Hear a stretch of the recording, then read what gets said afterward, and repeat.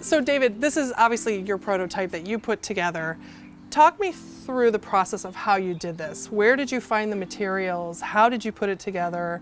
You know, the whole shebang, the whole process of it. Well, being that we're really cost conscious, I wanted to keep the cost of this prototype as low as possible. So with that in mind, I tried to go find everything that I could that was already in the marketplace at Home Depot, Lowe's, whatnot. So everything. So off the shelf. Off the shelf parts, for the most part. Yeah, for the most part. So things like the column here, which are PVC pipes. Yeah. This is a 3-inch pipe, 4-inch pipe with a collar that connects them. And even all the arms themselves, these are all PVC parts that I just sliced in half. Brilliant. And then how I connected everything together was with smaller parts that I 3D printed. That way I kept my 3D printing at a prices very low because I didn't have to print something big. The only thing that I had to print on the bigger side was this base right here, and then the column that connects the top 3 arms here, that I couldn't find anything standard off the shelf to do that. And so those 2 parts were the biggest really expense for this prototype. And at the end of the day, it wasn't really that much of an expense. All in all, you know, I probably made this thing for somewhere between $1,000 and $2,000. Yeah, that's pretty good. Yeah. Now let's talk about because I know that this is adjustable, right? The height is adjustable. It is. And then really about the modules, because these all change out, I believe, right? And can turn into other water toys or water modules. They do. Being parents ourselves, we knew how we wanted to interface with this product. Yeah. We knew where the pain points of usability and easy setup and storage would be. And so we designed it with that in mind. One of the key things that we put in was a feature to be able to replace every component, every play element very easily. So I go up to... So these little blue. So all these blue parts, that's right. Okay. So if I wanted to take this one off and replace it with another one that I like better, or my kids like better, that they enjoyed, they like that one in this position, or I want all of them to do that. And so I buy a separate accessory and put it on here and replace it this one. Right.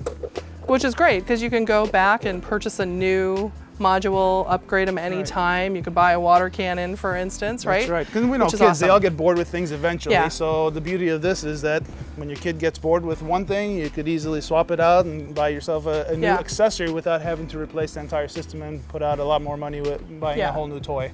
Well, I see a lot from commercial splash pads. So a lot of some of the modules you have. So you do have a water cannon. Shoots about how far? About 30 feet. About 30 feet is pretty good. It's like almost your whole backyard, actually.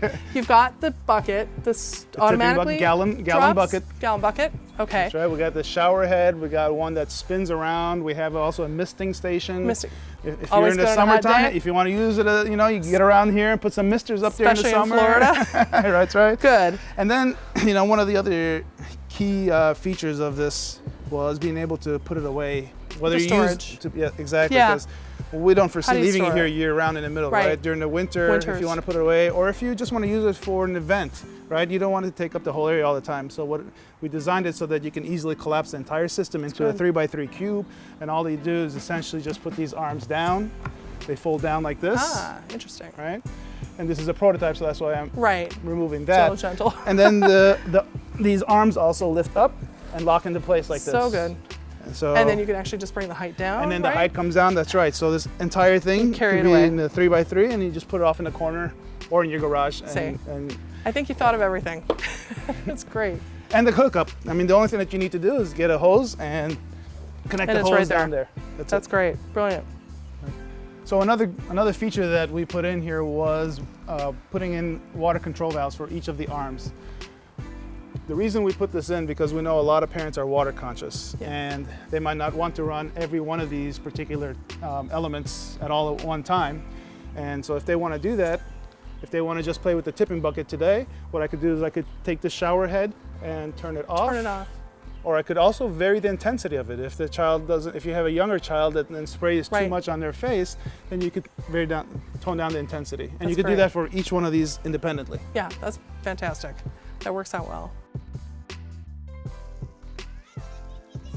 If you want to hear more, go to mysplash2o.com. Thanks for joining us.